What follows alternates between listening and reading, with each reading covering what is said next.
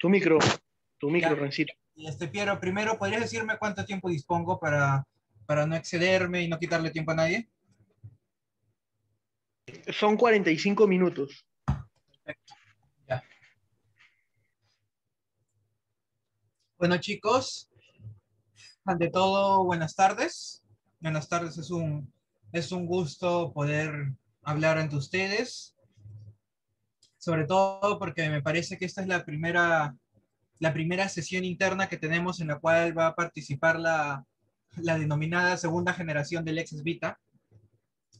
Y bueno, espero poder tal vez estar a la altura de sus expectativas. Un ratito. No me gusta cómo está enfocada mi cámara. Ya. Ya, bueno, le decía, espero poder estar a la altura de las expectativas. Y como alguna vez lo he dicho en mis intervenciones, no me gusta que sea un monólogo. Gracias, Piero, por ese comentario. No me gusta que sea un monólogo. Así que si alguien tiene alguna duda, alguna pregunta, no hay ningún inconveniente, pueden escribirla o pueden prender su micrófono, yo no me voy a molestar. Por supuesto que pueden interrumpirme y pueden tal vez querer una aclaración.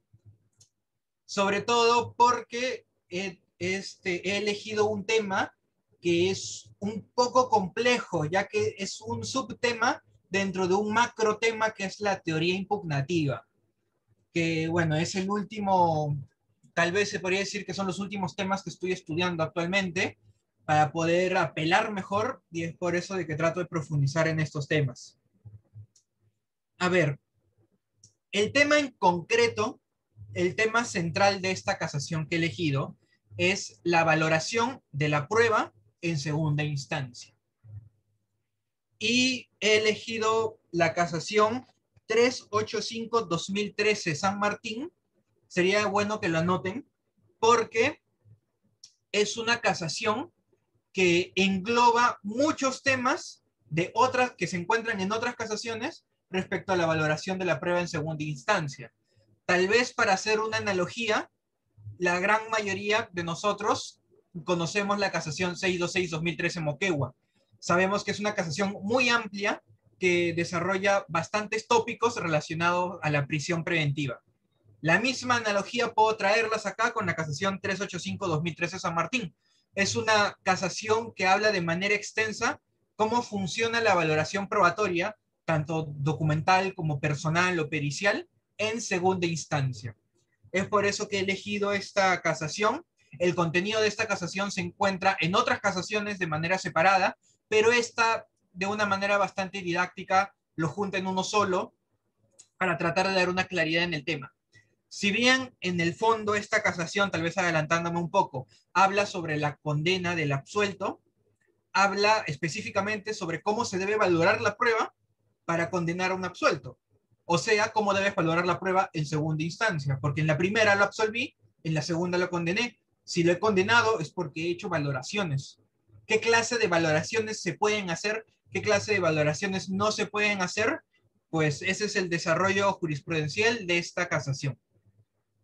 Así que bueno, ya para empezando netamente el tema. Para hablar de valoración de la prueba en segunda instancia, lo primero que tenemos que tener en claro es que estamos, aunque sea un poco redundante, en segunda instancia. Nosotros, para llegar a una segunda instancia, es porque ha finalizado una primera instancia y ha tenido un resultado adverso a nuestros intereses. Y como ha sido opuesto a mi interés, como defensa o como ministerio público, he interpuesto el respectivo recurso de apelación. Ahora, necesito entrar un poquito en lo básico de la teoría impugnativa para saber dónde encaja la valoración de la prueba. Nosotros cuando apelamos una sentencia, tenemos dos pretensiones.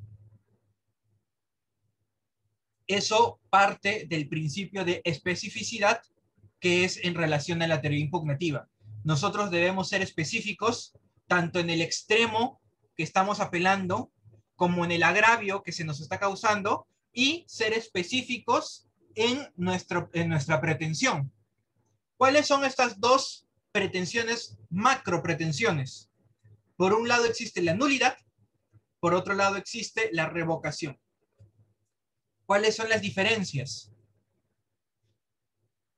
Todo proceso tiene garantías. Lo podemos conocer como debido proceso. Estas innumerables garantías, tal vez la más conocida, motivación de las resoluciones judiciales, o presunción de inocencia, o derecho de defensa, o derecho a la prueba, entre otros, estas garantías tienen que ser respetadas en un proceso. Y solo con la actuación probatoria, respetando estas garantías, se llega a una sentencia, absolutoria o condenatoria. Ahora, cuando en el transcurso del proceso se vulnera una garantía fundamental, se está generando un vicio. El vicio, siendo tal vez reiterativos, significa que estoy infringiendo un derecho fundamental. Por ejemplo, hay un procedimiento para incorporar prueba material. Existe un procedimiento para dar lectura de una declaración previa. Si yo infringo ese procedimiento, estoy vulnerando la garantía de legalidad procesal. Ese es el derecho fundamental.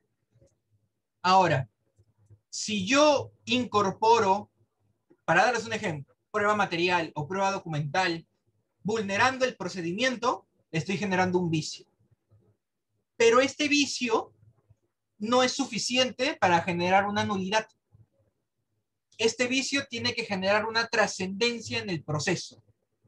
Es decir, de que ese vicio fue fundamental, fue crucial para la resolución de esa sentencia. Lo voy a aterrizar con un ejemplo. Se infringe el procedimiento y se incorpora como prueba documental una pericia, cuando en realidad la pericia debió introducirse a través del perito. El perito debió hablar de la pericia y no se debió oralizar en los documentos. Ese es el procedimiento correcto. Imaginemos que en un juicio se lee la pericia. No se introduce a través del perito, sino que se lee la pericia. Pues ahí se está generando una vulneración a la legalidad procesal, porque se está infringiendo el procedimiento para la introducción de la pericia. Y resulta que de la valoración de esa pericia, la decisión de esa pericia fue crucial para determinar que esa persona era culpable. Es decir, jurídicamente hablando, estamos ante un vicio, un vicio, porque se ha vulnerado el proceso, legalidad procesal, y dos, tiene trascendencia, porque ese acto viciado fue crucial para la condena de mi patrocinado. En esos casos, yo puedo plantear una nulidad. Mi apelación sería con pretensión nulidad, porque la nulidad castiga todo el proceso. Todo el juicio desaparece. ¿Por qué? Porque está viciado. Pero eso es un vicio con trascendencia. ¿Cuál sería un vicio sin trascendencia? Tal vez hemos escuchado el famoso caso de la prenda roja, donde en el nefasto fundamento 37 de esa sentencia, un tribunal decía, esta chica usaba una prenda de encaje roja. Eso denota una actitud predispuesta a mantener relaciones sexuales. En consecuencia, no ha sido violada. Ha tenido relaciones con consentimiento. Fue una nefasta decisión. Evidentemente vulneraba las leyes de la lógica, las máximas de la experiencia, y ahí se genera un vicio en la motivación, por indebida motivación cualificada, así se denomina. Sin embargo, en este caso concreto, que tal vez todos hayamos escuchado, este vicio no tenía trascendencia. ¿Por qué? Porque esa sentencia tenía otros 36 fundamentos que de manera sólida determinaban la inocencia de la persona. Y ese fundamento nefasto, fundamento 37, si bien era un vicio, no generaba trascendencia, porque así elimináramos ese párrafo, de la lectura de todo lo anterior, se denota claramente que esta persona merecía ser absuelta. Esa es la diferencia entre un vicio con trascendencia que merece nulidad y un vicio sin trascendencia que no merece ser sancionado con la nulidad. Ahora, por si acaso les estoy hablando jurídicamente, porque en la práctica los medios han presionado tanto en ese caso que la fiscalía pidió nulidad y la sala otorgó la nulidad. Haciendo un análisis jurídico de ese caso, es una nulidad mal otorgada. Pero hay tantas pruebas en favor de su inocencia que si se repite el juicio, lo más probable es que se repita el resultado. Independientemente de eso, esta es una nulidad, una apelación con pretensión nulificante. Por otro lado, tenemos la pretensión revocatoria. La pretensión revocatoria es la pretensión en la cual yo le digo al juez, te has equivocado valorando algo. Por ejemplo, te has equivocado valorando un determinado artículo. En este caso en concreto, tú debiste utilizar, no sé, digamos, el acuerdo plenario 1/2019, fundamento 50, por decir uno, sobre prisión preventiva. Si tú hubieras aplicado este artículo, el resultado hubiera sido otro. Ahí estamos ante una revocación por un error de derecho. El juzgado se equivocó al aplicar el derecho. O no lo aplicó cuando debió aplicarlo, o lo aplicó cuando no debió aplicarlo. Un caso cuando lo aplicas, cuando no debiste, pueden ser las circunstancias agravantes genéricas del artículo 46A.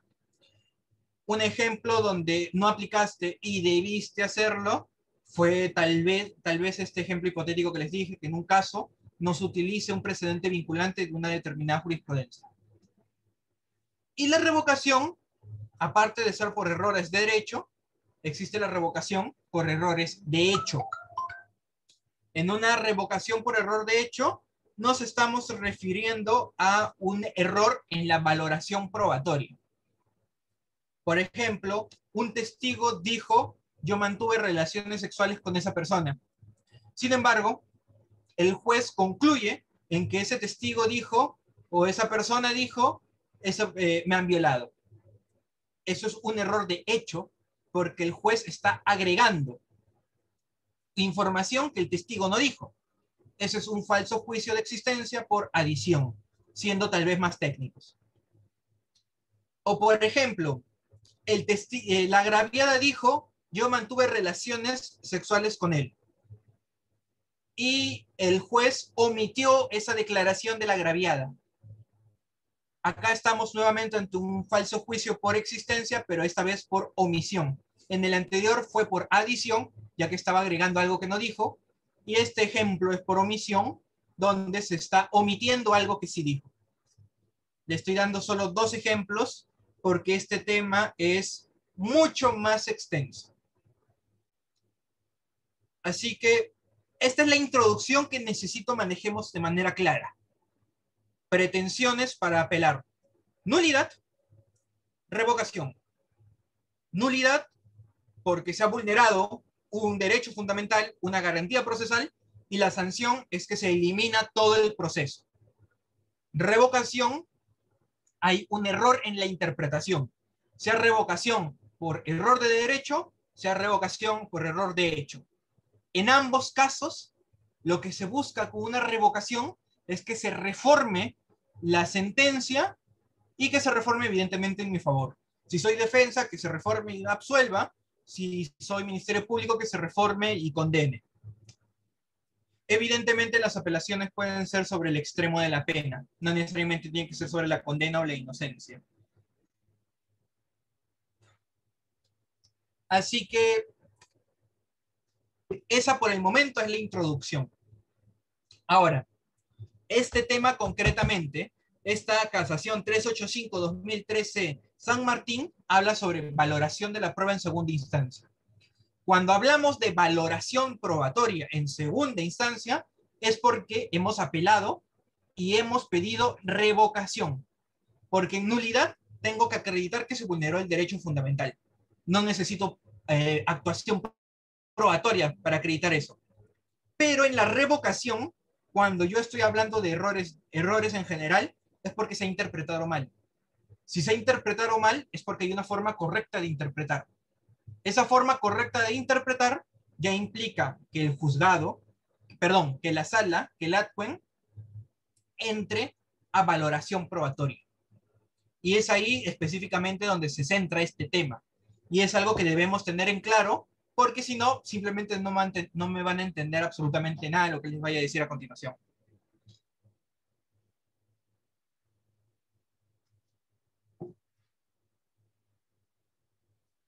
Así que, dicho esto, debemos empezar con ciertos principios para entender qué se puede y qué no se puede hacer.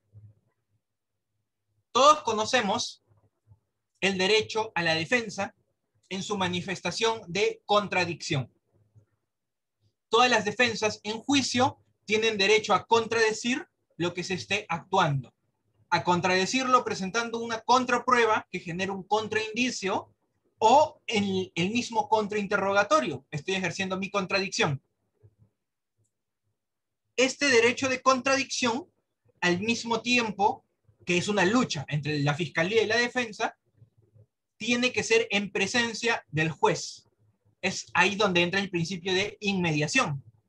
El juez, de manera presencial, salvo las excepciones de la virtualidad actualmente, pero en vivo, en ese momento, el juez tiene que apreciar qué es lo que está ocurriendo. Tiene que escuchar tanto el interrogatorio de cargo como el contrainterrogatorio de descargo. El juez, el acuo, el juzgado, la primera instancia, como gusten decirlo, va a escuchar y va a llegar a una conclusión. Va a llegar a una convicción en base a ese elemento probatorio. Y así va a llegar a una conclusión en todos los elementos probatorios y ya en su conjunto decidirá absolver o condenar.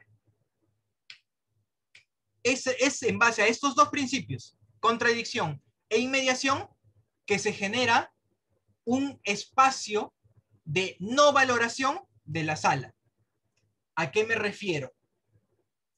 Yo puedo apelar una sentencia y decir, y en mi apelación puedo decir, se ha valorado mal la declaración de este testigo, porque este testigo dijo A, B y C y el juez lo valoró mal. Así, juez de sala, tienes que valorarlo de manera correcta. Pero en pocas palabras, ¿qué le estoy pidiendo a la sala?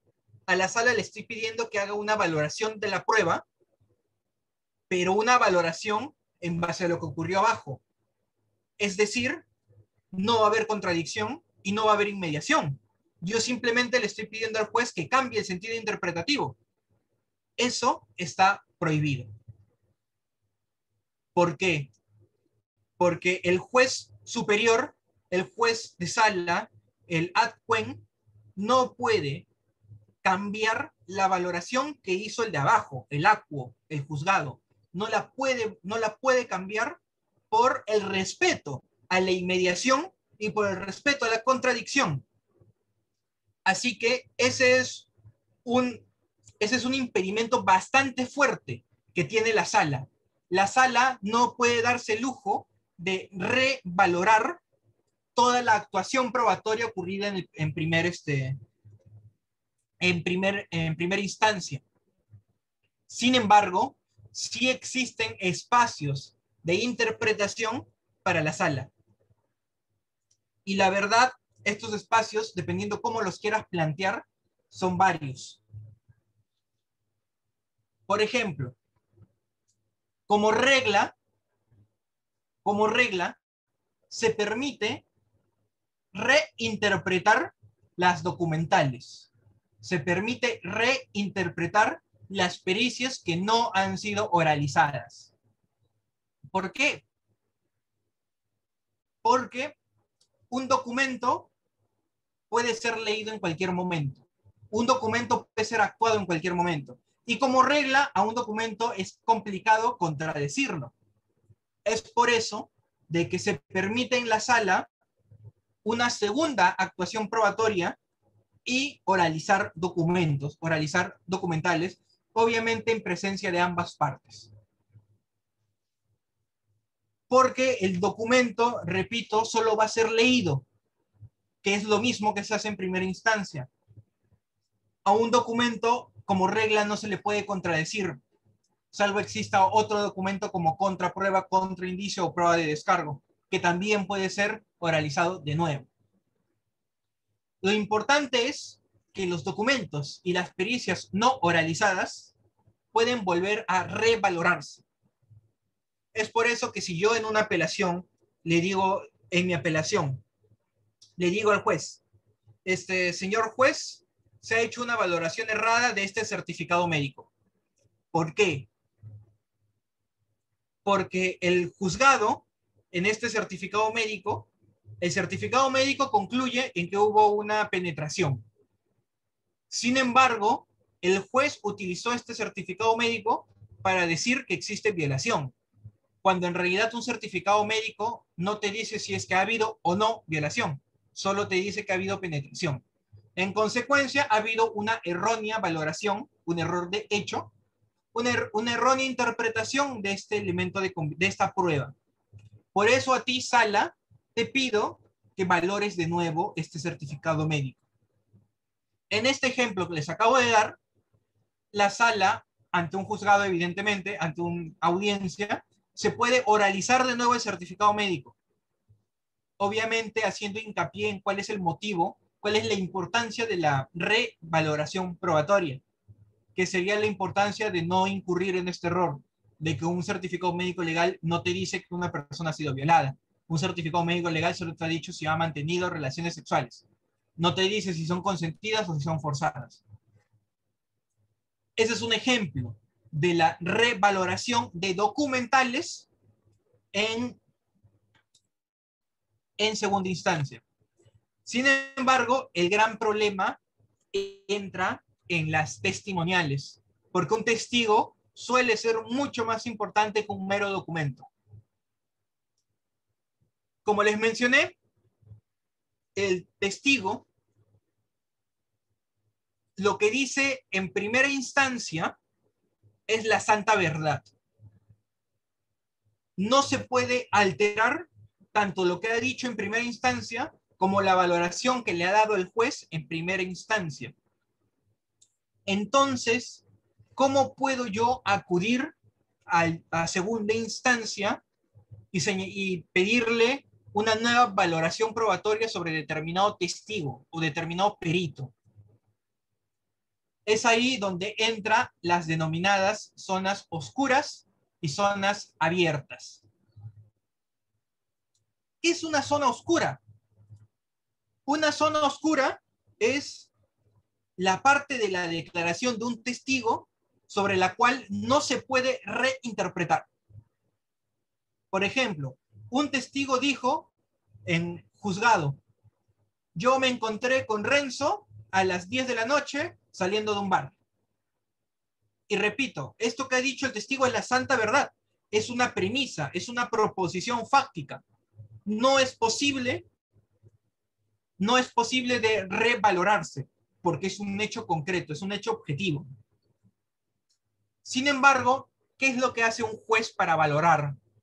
Un juez para valorar agarra estas premisas que dice un testigo y con estas premisas hace un ejercicio de inferencia lógica. Yo agarro premisa A, premisa B y llego a una conclusión C. Eso es una inferencia lógica. Premisa A, premisa probada. Me encuentro con Renzo en un bar. Premisa B, premisa probada y tampoco cuestionable. Renzo me invitó en el bar una jarra de cerveza. En consecuencia, no, agreguemos una tercera premisa. Premisa C. Después de esa jarra, perdí el conocimiento y cuando desperté estaba tirada en un hotel y me habían violado. Estas tres premisas, el testigo los dijo en audiencia. Estas tres premisas son son zonas oscuras, no se puede pedir una reinterpretación de estas premisas. Pero, ¿qué hace un juez? Un juez agarra premisa A, premisa B, premisa C, realiza una inferencia lógica de las tres premisas y llega a una conclusión. Premisa A, me encuentro con Renzo en un bar. Premisa B, Renzo me invita a una cerveza, una jarra de cerveza. Premisa C, amanezco pepiada y violada en un hotel. Consecuencia, conclusión, inferencia lógica. Renzo pepió a la agraviada y la violó.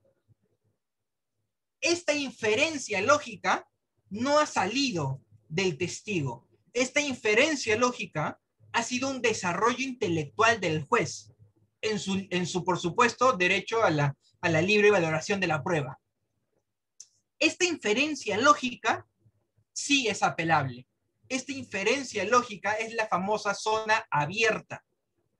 Yo puedo apelar señalando de que el juez realizó una errada inferencia lógica. ¿Cómo puedo apelar ese desarrollo intelectual que ha realizado el juez? Puedo plantear otros escenarios. Por ejemplo, yo le digo a la sala, el juzgado omitió valorar de que Renzo no fue el único en ese bar. El juzgado olvidó valorar de que Renzo estaba acompañado por Juan, estaba acompañado por Piero, estaba acompañado por William, y que todos en algún momento trajeron una jarra de cerveza. En consecuencia, por esta premisa que no valoraste, tu inferencia lógica pierde peso. ¿Por qué? Porque con esta premisa que tú omitiste valorar, a tu inferencia lógica le estoy dando más posibilidades. Ya no es obligatorio el resultado de que fue Renzo el culpable, sino por el contrario, pudo haber sido Piero, pudo haber sido Juan, pudo haber sido William. Yo estoy muy seguro de que fue Piero, pero es una probabilidad que le está quitando peso a la inferencia lógica de responsabilizar a Renzo de la violación. Este es un criterio para apelar valoración probatoria de testigos. No estoy apelando directamente en lo que dice el testigo, porque repito, lo que dice el testigo en primera instancia es inmutable. No se puede revalorar de nuevo en segunda instancia. Es la santa verdad, todas las premisas que ha dicho el testigo.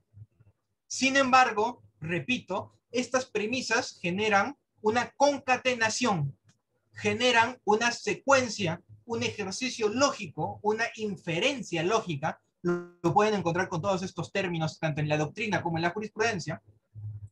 Y esta inferencia lógica es la que sí puedo apelar. Porque esta inferencia lógica, en este ejemplo que les puse, no está atendiendo a las otras posibilidades. Se ha reducido el estándar de probabilidad a posibilidad. Una probabilidad fundada puede generar una condena. Sin embargo, una posibilidad ya es una sospecha que está admitiendo otras posibilidades. Cuando ya estamos frente a más de una posibilidad, ya no existe certeza, existe duda razonable. Evidentemente, ya sabemos que la duda razonable no puede generar una condena. Tiene que ser una íntima convicción, y el grado mínimo de íntima convicción es la probabilidad. Y una probabilidad, repito, es distinto a una posibilidad. Una probabilidad se caracteriza porque he generado un escenario que es el único escenario probable que haya ocurrido en base a toda la actuación probatoria. No tengo una prueba directa que acredite que ha ocurrido esto. Sin embargo, todas las probabilidades señalan ese único camino. Esa es la probabilidad.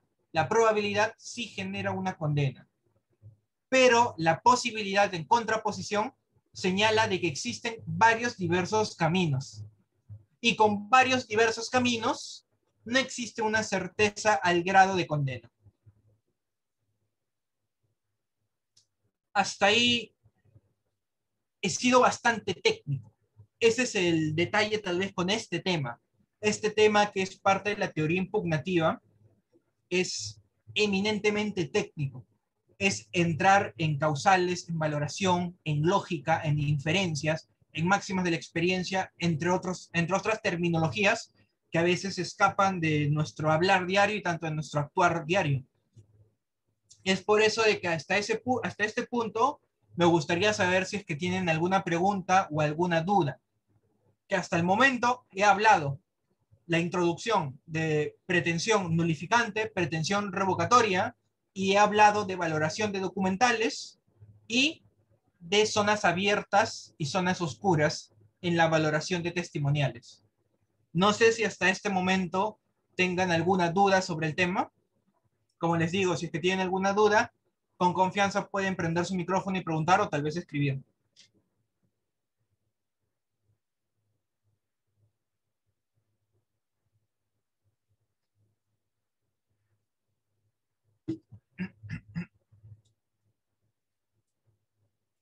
Bueno, espero que de verdad esté claro como dicen, porque, bueno, esto también se los puedo comentar en la confianza que hay en el grupo. En pregrado no te enseñan a impugnar. En pregrado te enseñan que es una apelación. Te enseñan que la apelación sube a una segunda instancia. Tal vez te enseñan de que la apelación puedes pedir nulidad o puedes pedir revocación, pero no te enseñan más. La impugnación termina siendo, la teoría impugnativa, termina siendo un tema que se toca en las maestrías de derecho penal. Sin embargo, desde que somos practicantes, nos piden apelar. Es lo más normal del mundo. Ha llegado una sentencia, nuestro jefe nos dice, hazte un proyecto de apelación o tal vez te da ideas sobre, hay que apelar esto. Así que como en la práctica apelamos, sea una sentencia o sea un auto, sea otro tipo de resolución, es importante ir aprendiendo estos temas por más que puedan parecer avanzados para nuestro aparente nivel que tenemos. Yo no es, obviamente no estoy estudiando una maestría, pero en la práctica me di cuenta de que no sabía apelar. Mi jefe me decía, hazte una apelación y pide una revocatoria. Y yo terminaba redactando una apelación pidiendo revocatoria, pero ponía argumentos de una nulidad. Y eso iba a generar de que mi apelación sea inadmitida. Inadmitida por incongruente. No hay congruencia entre lo que sostienes y lo que pides. Si yo pido nulidad, doy argumentos de nulidad. Si yo pido revocación, doy argumentos de revocación. Si los combinas, generas que tu apelación sea inadmitida. Renzo, ¿qué tal? Muy buena exposición, te habla Marcelo. Tengo una duda. Dime. Quiero comprender bien lo que has expuesto. La prueba documental es la única que puede valorarse nuevamente en la impugnación porque no se afecta ni el principio de contradicción ni inmediación. Estoy en lo correcto, ¿no? No es la única. Ajá. Existen otras excepciones que aún no digo, pero es una de las pocas que pueden revalorarse en segunda instancia, sí. Ay, ay, ay. Hay otras, ahí se los comentaré un poquito más adelante, pero sí, obviamente las voy a decir porque son parte de esta casación. A ver, Nilton está haciendo una pregunta. Ahorita voy con la tuya, Ninochka, pero primero Nilton, que te ganó por tiempo. Nilton pregunta cómo se maneja el principio de congruencia procesal con respecto a la teoría de la impugnación. Ya, lo que pasa es que el principio de congruencia es bastante amplio. El principio de congruencia, dentro de la congruencia procesal, implica que tú discutes lo que primero has argumentado en tu papel o en tu documento. Por ejemplo, yo he apelado y he planteado 5 argumentos. Cuando yo vaya a sustentar en audiencia esta apelación, yo puedo hablar solo de estos 5 argumentos. No puedo agregar un sexto, un séptimo o un octavo argumento. Por más de que sea el argumento ganador, No puedo agregarlos porque en su momento no los puse en mi apelación. Esa es la congruencia procesal. Ahora, la congruencia dentro de la teoría impugnativa agarra otro significado, pero otro significado sí en relación todavía a la congruencia. ¿A qué me refiero con este otro significado? Lo que pides tiene que ir en relación a lo que sustentas. Y eso va a ir de la mano con lo que pregunta Ninochka. Yo estoy pidiendo nulidad, tengo que argumentar mi nulidad. Yo estoy pidiendo revocación, tengo que argumentar mi revocación. Nulidad y revocación tienen causales completamente distintas, incompatibles entre sí. Es por eso de que si yo pido una nulidad con argumento de revocación, la apelación va a ser declarada inadmisible. Y si por cuestiones del destino el juez sabe menos que yo en apelaciones, lo va a admitir, pero en la sala se va a terminar cayendo, porque no va a tener sustento. Viceversa, si yo pido una revocación con argumentos de nulidad, también va a ser declarada inadmisible. Y con esto entro a lo que pregunta Ninochka. ¿Cómo identificamos o separamos argumentos de nulidad y argumentos de revocación? La gran diferencia entre nulidad y revocación es que la nulidad está infringiendo un derecho fundamental.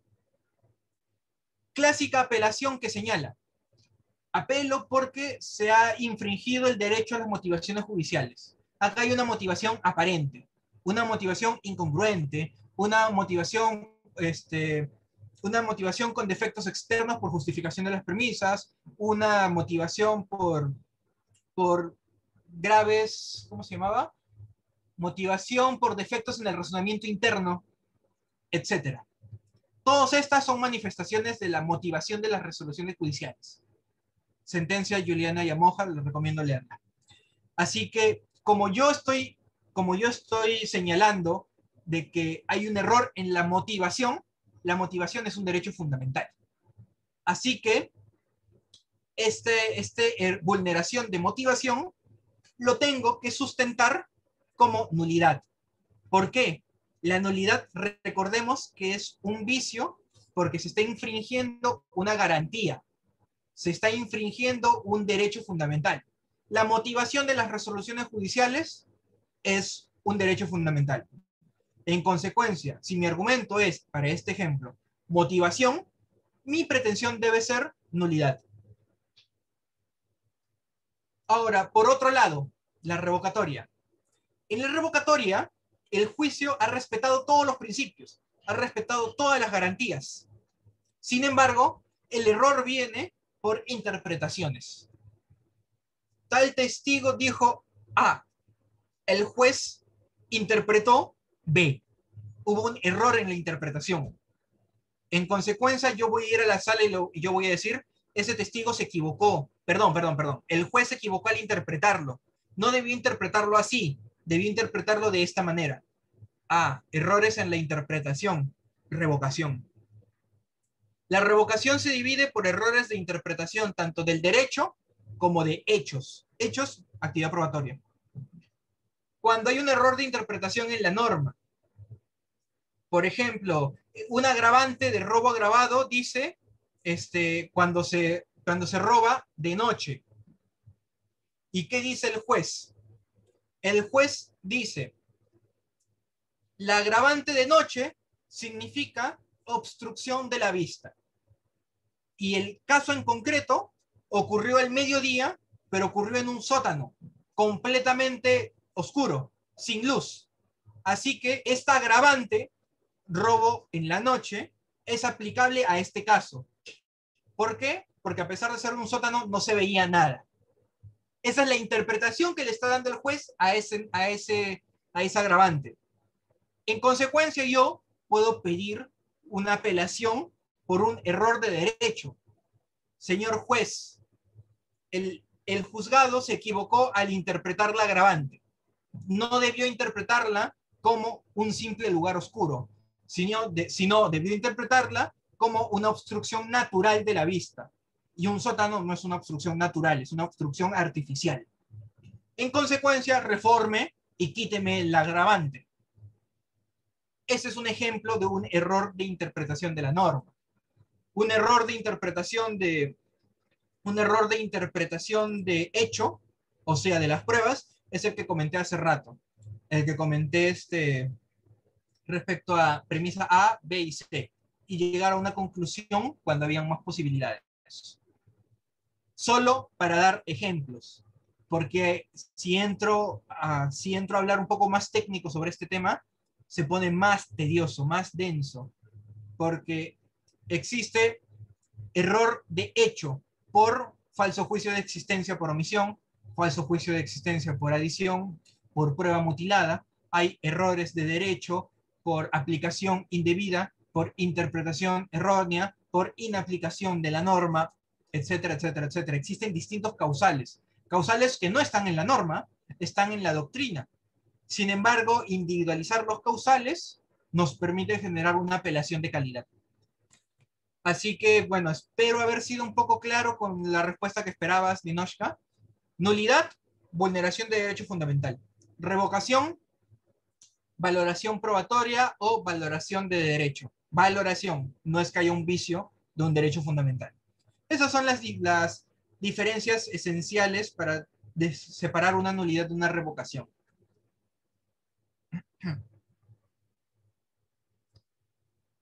Recomendación de lectura. San Martín habla bastante de este tema, pero dentro de los capítulos de casación.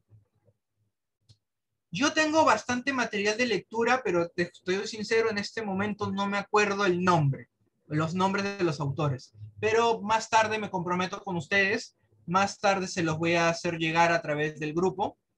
Siempre es bueno pasarnos esos PDFs, porque siempre en algún momento nos pueden servir. Y quién sabe, en el momento en que Ibérico tiene un muy buen libro sobre ese tema. Muchas gracias por hacerme acordar, Piero.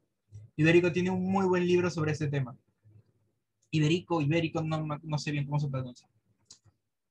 Bueno, les decía que es bueno tener siempre el material a la mano, porque tal vez ahorita no lo aprendamos. Sin embargo, ya sabemos que esta información existe en algún lado. Así que cuando nos toque hacer una apelación, simplemente acudimos al material de lectura, lo reforzamos en ese momento para tener una mejor claridad. Porque, les repito, me ha tocado hacer apelaciones y no tenía la más mínima idea de qué estaba haciendo. Me decían, Renzo, pide revocatoria.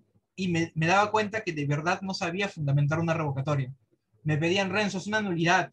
Y bueno, ya las nulidades los podía manejar un poco mejor, porque tal vez es más fácil fundamentar una nulidad que una revocatoria.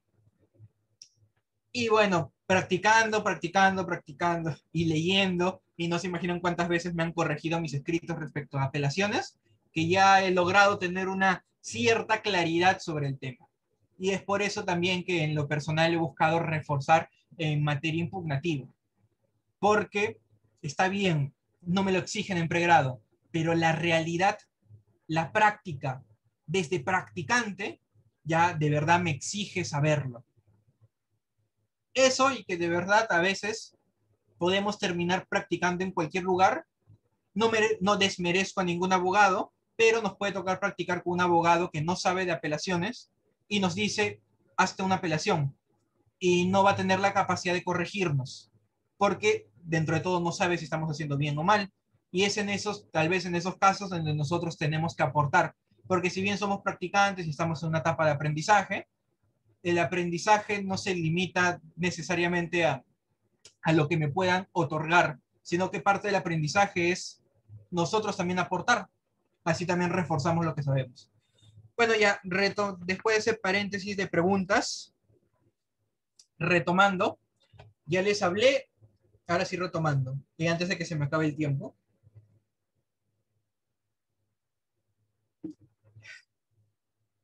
Ya les hablé acerca de la valoración en segunda instancia de documentales y la valoración en zonas abiertas y zonas oscuras. Simplemente recordemos, documentales se puede revalorar porque una documental no se puede contradecir, y oralizar de nuevo una documental va a respetar la inmediación para el juez de segunda instancia. Se puede reoralizar varias veces. Así que no hay obstáculos en valorar de nuevo pruebas documentales y pericias no oralizadas. Hago el énfasis en pericias no oralizadas porque como regla una pericia no se ofrece como documental. Una pericia, yo llamo al perito y el perito va a hablar de la pericia. No es que la pericia hable por sí sola. La pericia habla a través del perito. Y al perito yo sí lo puedo contradecir. Yo lo puedo contrainterrogar. A la pericia no. Es por eso se puede revalorar pericias no oralizadas. ¿Cuándo no se oraliza una pericia? Cuando el perito no ha ido a juicio. Y obviamente pierde mucho peso probatorio.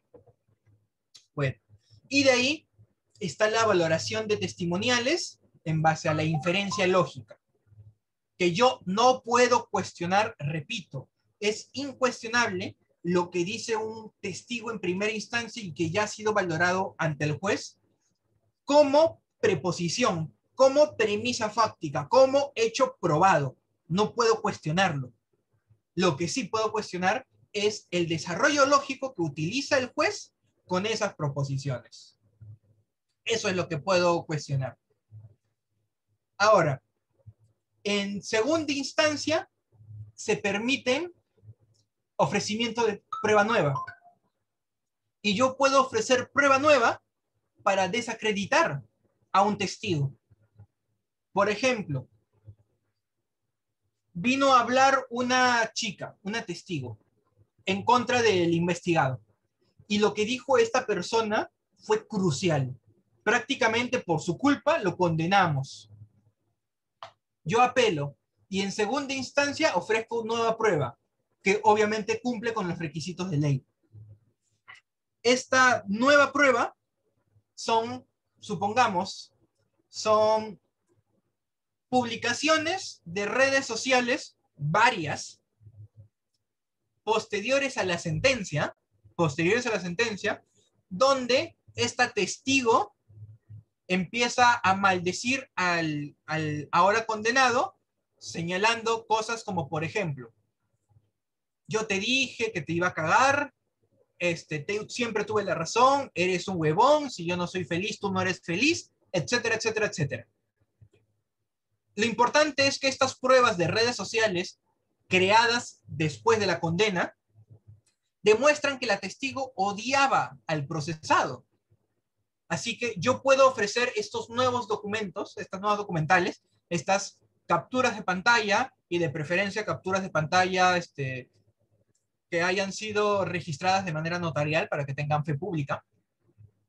Yo se las muestro a la sala y le digo a la sala, señor juez, yo no le pido que valore de nuevo su declaración, pero le digo que agregue a la valoración estos documentos. Estos documentos demuestran animadversión. Estos documentos, estas publicaciones en redes sociales, demuestran que la testigo odia hasta la fecha a mi patrocinado. ¿Y qué significa cuando un testigo odia a su patrocinado? Pues está infringiendo el acuerdo plenario 2/2005 acerca de valoración probatoria de los testigos. Uno de los 3 requisitos es de que no haya ni una amistad notoria, ni tampoco una enemistad notoria. Y aquí estamos ante una enemistad notoria. Así que su testimonio no lo estoy cambiando, no lo estoy mutando. Su testimonio sigue igual, pero estoy agregando algo. Estoy agregando una prueba que demuestra el odio. En consecuencia, la persona, la idoneidad de la persona se ve reducida, lo cual puede generar una absolución.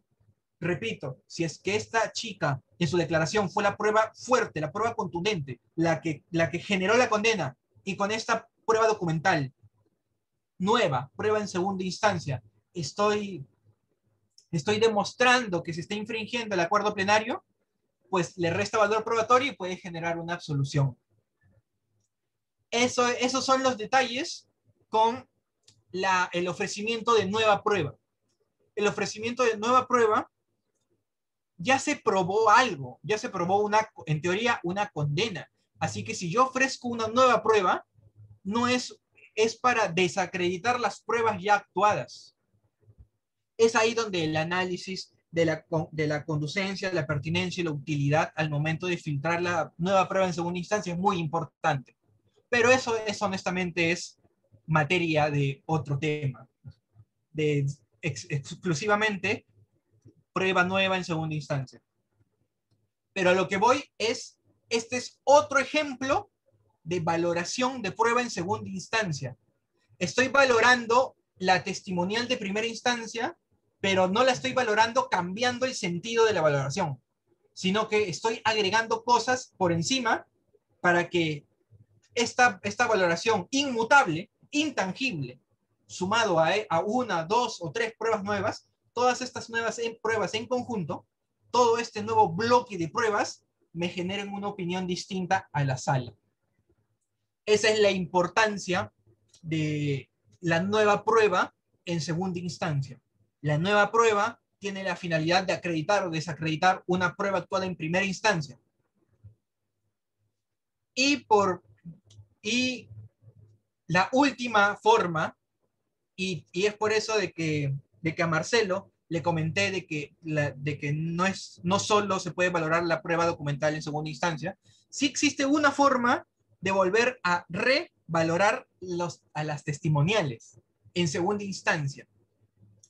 Y es una forma, no es muy usada, pero se puede. Esta casación claramente señala que se puede. Si la ley lo permite, simplemente hay que ver en qué momento la usamos o en qué momento no la usamos, dependiendo de nuestra teoría del caso, dependiendo si nos conviene o no nos conviene. ¿Y cuál es? Citar de nuevo a un testigo o citar de nuevo a un imputado, porque pueden declarar de nuevo.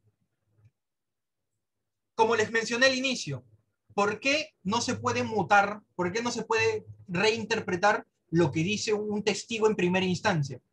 Por el principio de contradicción y por el principio de inmediación. Es el juez que lo escuchó quien lo interpreta. Si el juez de arriba no escucha al testigo, obviamente no puede reinterpretarlo porque se estaría vulnerando la inmediación. Pero la excepción es volver a llamar al testigo.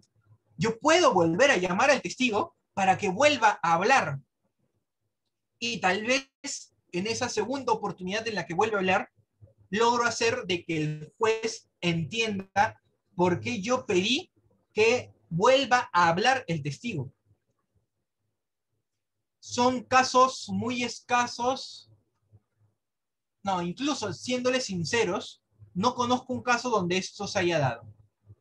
No, al menos donde yo he trabajado, en los lugares que he trabajado, no lo he visto.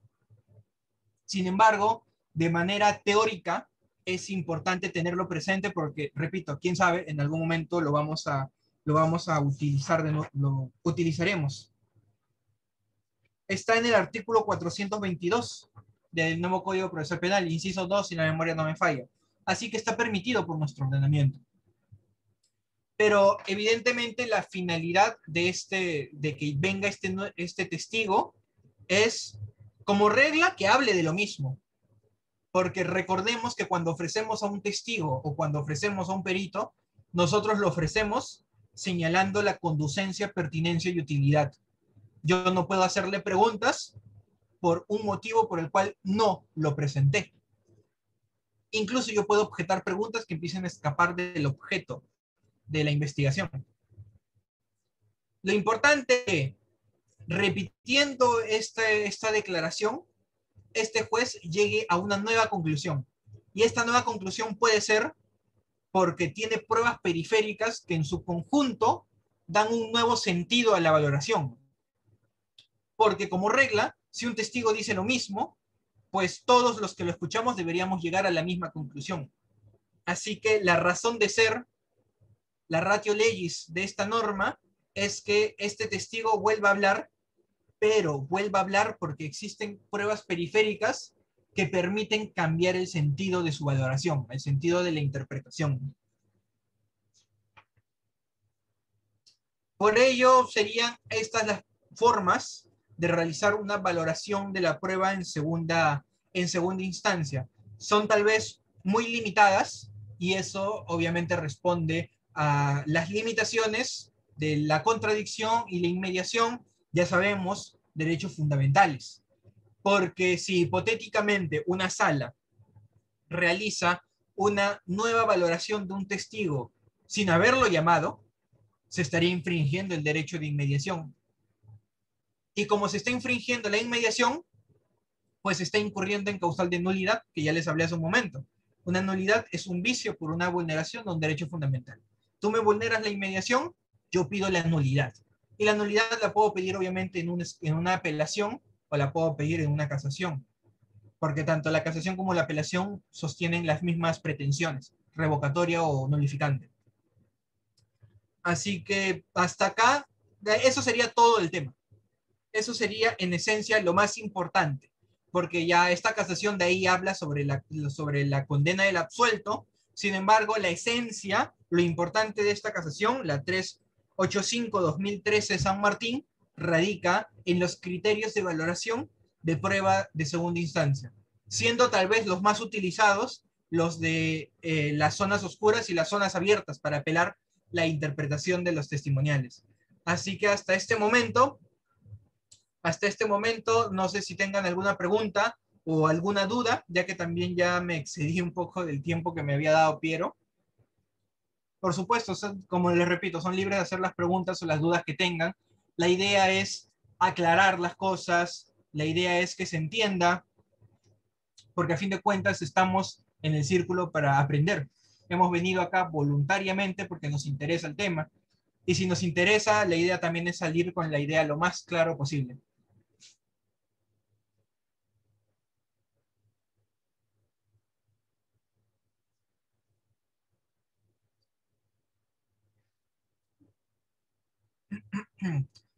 Prueba de oficio en segunda instancia.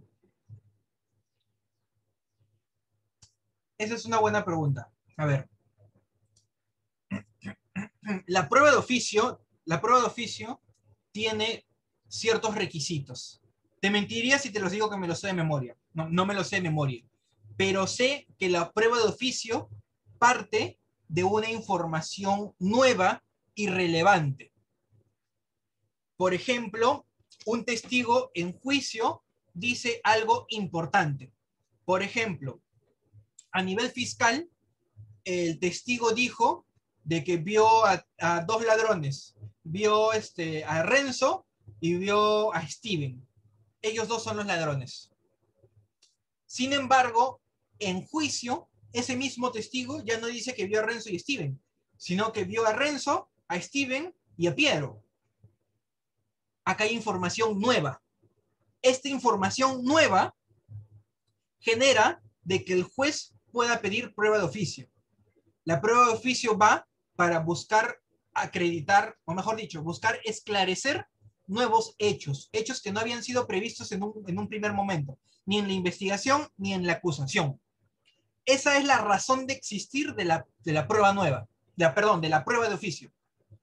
Ahora, si bien el juez en segunda instancia no está limitado para pedir prueba de oficio, sí lo está limitado por la razón de ser.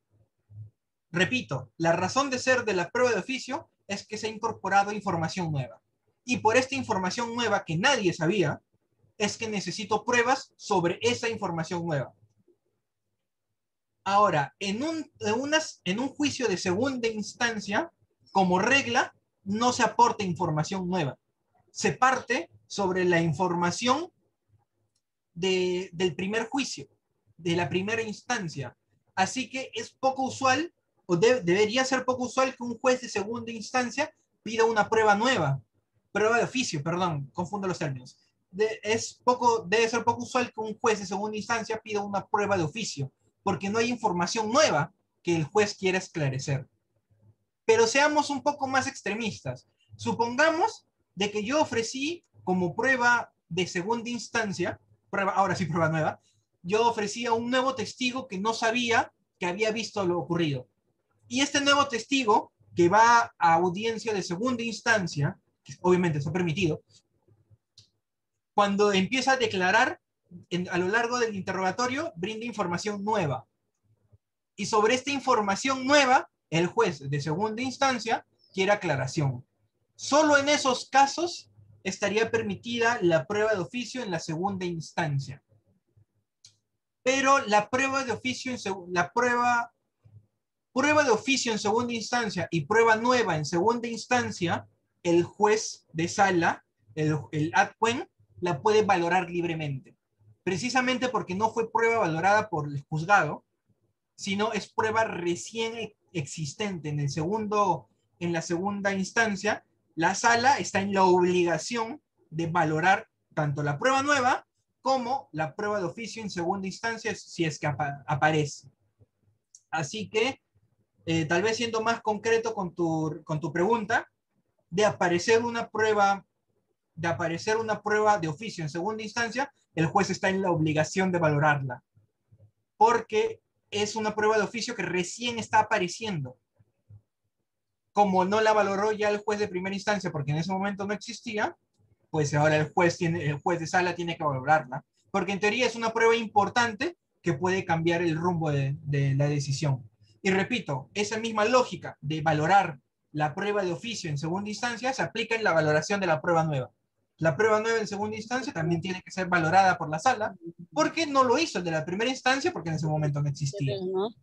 La puerta te voy a enseñar. Así que espero con eso haber sido claro con tu pregunta, Jonathan. No sé si alguien más tenga una pregunta o alguna curiosidad acerca del tema. Renzo, buenas tardes, excelente ponencia. Por favor, quiero recordarme. Disculpa, Nilton, creo que estás hablando, pero te escucho muy bajo. Vale, ¿ahora sí me escuchas? Sí, ahora sí te escucho. Bueno, ¿qué tal? Chévere exponencia, me ha gustado mucho. He estado tocando esto de la teoría de la impugnación yo también. Quiero recordar una parte de la apelación, si nos salimos un poquito del tema. Había una parte que dicen que no era obligatorio la presencia de recurrente para las audiencias de apelación de autos, con diferenciación de las audiencias de apelación de sentencias. Esta, obviamente no es obligatorio. Esto se debe a...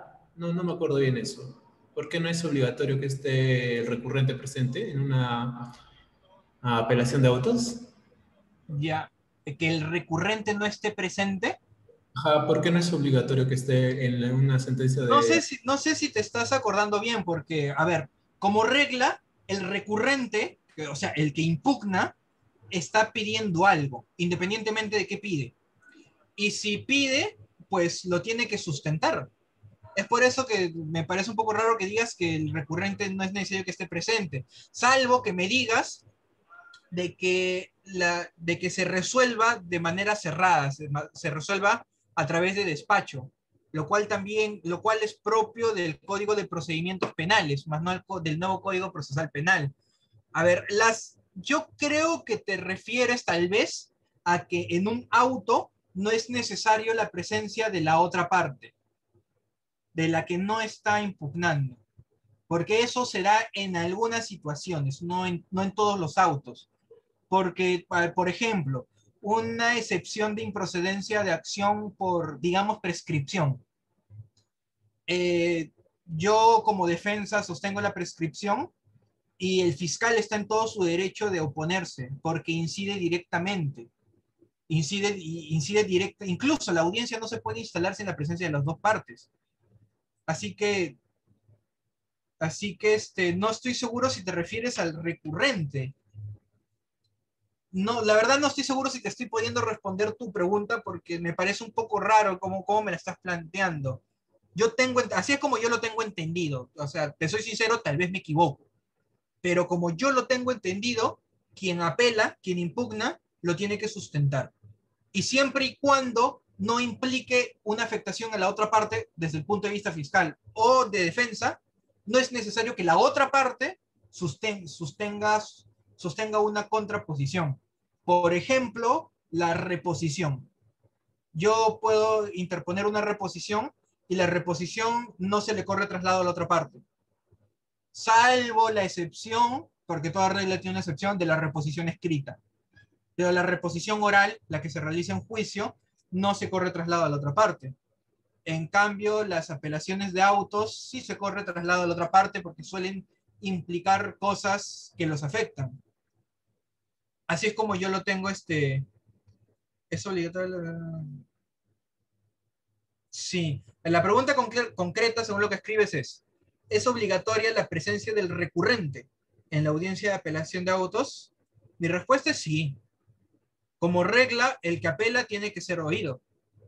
Principio de oralidad y de inmediación, porque no basta solo apelar por escrito y el juez resuelve por despacho, porque en ese caso ahí pediría incluso una nulidad por no haberme escuchado, por no haberme dado el uso de la palabra. Y bueno, ya yendo tal vez... Steven me parece que ha escrito una pregunta. ¿En primera instancia valoraron como documental y en segunda como declaración?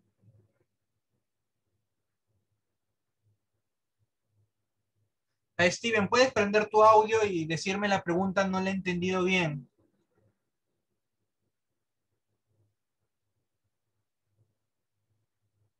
Ah, ya te entendí, ya te entendí, ya te entendí.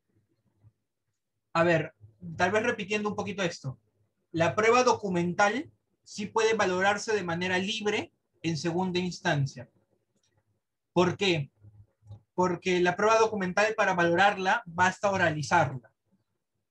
Y es por eso que, al igual que se oraliza en primera instancia, se puede oralizar en segunda instancia. No se afecta la inmediación si es que siempre se realiza este ejercicio de oralización, y obviamente de fundamentación y contraargumentación de la defensa o la fiscalía.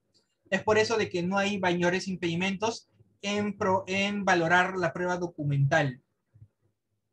Sin embargo, la testimonial sí tiene muchas restricciones, porque no puedo llamar porque se me da la gana a un testigo para que vuelva a declarar, simplemente porque no estuve satisfecho con la interpretación que le dio el juez, sino tengo que expresar graves motivos por los cuales la interpretación ha sido errónea. Y segundo, y la otra forma es interpretar no la declaración del testigo, sino reinterpretar la valoración, mejor dicho, reinterpretar la inferencia lógica que ha realizado el juzgado, y eso variarlo en la sala.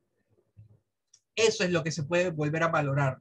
Criticar la inferencia lógica, decirle tu inferencia lógica estuvo mal, esta que yo te propongo es la inferencia lógica correcta.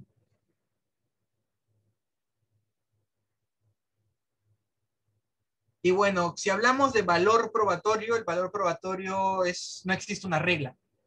O sea, a diferencia tal vez de la época en la que había un sistema tasado de valoración probatoria, donde hipotéticamente un testigo vale 10 puntos, un documental vale 5 puntos, sumamos las pruebas para llegar a una decisión.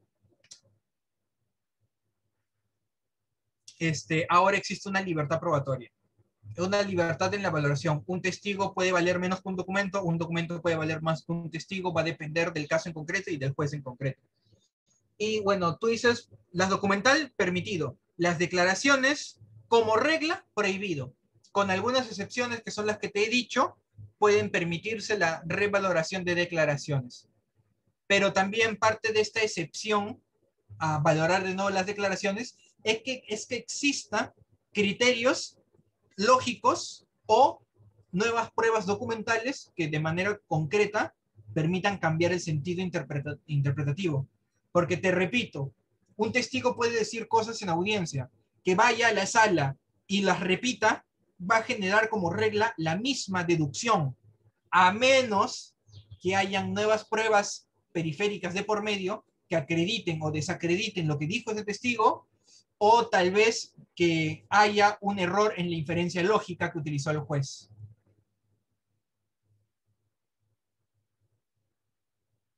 Es causal de revocatoria o nulidad que en primera instancia se sentencie valorando prueba irregular. A ver, una prueba irregular es una prueba que ha sido emitida vulnerando el debido proceso, el procedimiento regular. Hablamos de procedimiento. Ahora, esta prueba irregular, más es un tema de etapa intermedia y de etapa de investigación. ¿Por qué? Porque cuando ingreso a una prueba irregular, yo critico esa prueba irregular pidiendo la exclusión en una tutela de derechos, en una etapa todavía de investigación. O incluso en la etapa intermedia puedo pedir a través de la acusación, de mis observaciones a la acusación, puedo pedir la exclusión de esa prueba. Sin embargo, una prueba irregular, que es una prueba obtenida vulnerando el procedimiento, cuando llega a juicio la prueba irregular, es porque ya ha pasado los filtros de la posible tutela y de la posible exclusión en etapa intermedia. Así que como esta prueba irregular llegó hasta juicio pasando estos filtros, eso implica de que la otra parte está convalidando la prueba irregular. Y esa prueba irregular convalidada sí es una prueba. Así que si un juez ha valorado una prueba irregular, es porque, repito, esa prueba irregular ya pasó los filtros de etapa de investigación y de etapa intermedia. Así que lo que realmente ha hecho el juez es valorar una prueba irregular consentida. Una prueba irregular que ha sido permitida por la defensa. Y en ese caso no hay ni revocatoria ni nulidad. El juez no ha hecho nada incorrecto al valorar una prueba irregular. Porque, repito, la discusión de la prueba irregular va para la etapa de investigación y la etapa intermedia. Una prueba irregular que llegó a juicio es una prueba irregular consentida. Una prueba irregular consentida tiene el mismo posible valor probatorio que las otras pruebas. Es por eso que es importante los mecanismos de exclusión de prueba irregular y de prueba prohibida. La prueba prohibida es distinto, por si acaso. La prueba prohibida que llega a juicio sigue siendo una prueba prohibida, porque una prueba prohibida ha vulnerado un derecho fundamental. No existe convalidación a las vulneraciones de derechos fundamentales. Es por eso de que sí puedo pedir la nulidad por valorar una prueba prohibida. Distinta historia con la prueba irregular, que es tu pregunta concreta, Marcelo. La prueba irregular simplemente ha vulnerado un procedimiento, pero ese procedimiento puede ser convalidado por las partes, de manera expresa o de manera tácita. Espero con eso haber podido darte respuesta a tu pregunta. No sé si alguien tenga alguna otra pregunta, o si no, ya para cerrar mi exposición. Rencito, buenas tardes. Más que pregunta es una opinión. La misma casación de San Martín también desarrolla sobre la condena al absuelto. Es cierto, no lo has desarrollado, pero por ejemplo, esta casación respecto a ese punto señala o prácticamente está en contra, ¿no?, de la condena al absuelto por haberse vulnerado los derechos fundamentales, a la pluralidad de instancias, a los pactos internacionales, ¿no? Según también menciona. No obstante, quisiera saber tu opinión sobre el mismo, ¿no? Si es que desde tu propia perspectiva se vulnera el derecho a la pluralidad de instancias, y si es que se vulnerase el derecho a la pluralidad de instancias, ¿con qué argumentos tú podrías refutar, ¿no?, establecido en la casación 192, 2012 de Moquegua, ¿no?, que esta casación es contrapuesta, ¿no?, a la de San Martín, que efectivamente dice que condenar a un absuelto en segunda instancia no vulnera el derecho a la pluralidad de instancias, siempre y cuando se realice una actuación probatoria o exista en sí inmediación, mejor dicho, ¿no?, en segunda instancia, y esto a través de la actuación de medios probatorios. Solamente es, Rencito. A ver, mi opinión, me has preguntado más mi opinión personal, tengo entendido. A ver, mi opinión, primero de que dentro de todo el proceso penal busca, como fin general, busca la verdad y busca justicia.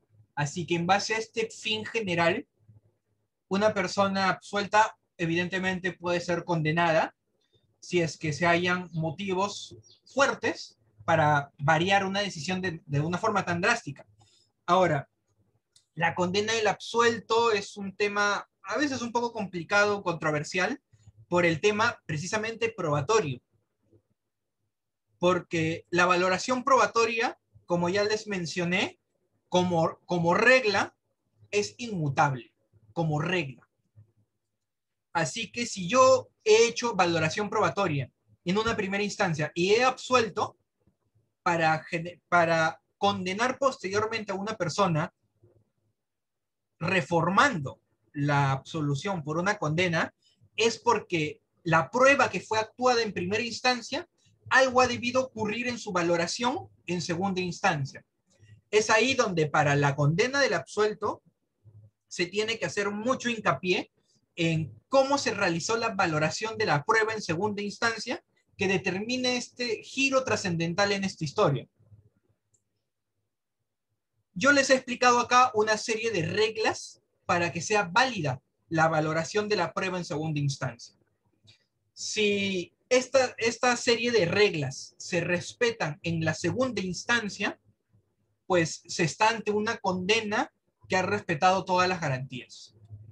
Porque yo mientras les hablaba, resaltaba mucho la importancia de la contradicción y la inmediación, porque en el instante en que fallas en algún punto, automáticamente vulneras un principio. Y si automáticamente vulneras un principio, estás generando una nulidad con trascendencia. Pero si logras, porque es un poco complicado la valoración de prueba en segunda instancia, si se realiza una correcta valoración de la prueba en segunda instancia, sí se puede, yo sí estoy a favor de que se pueda condenar al absuelto. Aunque tal vez de manera teórica y curiosa para los interesados en el derecho comparado, en Estados Unidos, cuando se absuelve a alguien, la fiscalía no puede apelar. La absolución es firme, así sea en primera instancia. No existe la pluralidad de instancia en Estados Unidos, bueno, en el sistema anglosajón en general, salvo un par de excepciones muy puntuales, no existe la pluralidad de instancias cuando se absuelve a la persona.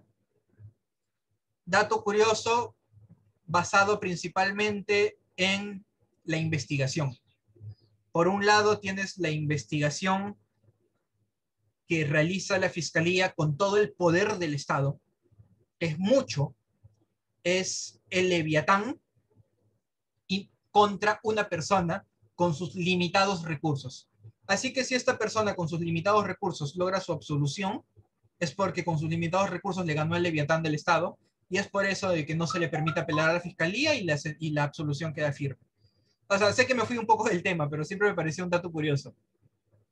Ya, nuevamente siendo muy concreto con Luz, yo sí estoy a favor de la condena del absuelto siempre y cuando se respeten todos estos derechos y garantías y se cumplan con los procedimientos establecidos en esta casación. Yo personalmente considero que esta casación desarrolla de una manera muy sólida y muy contundente cómo deben ser las reglas y los pasos para poder condenar a una persona.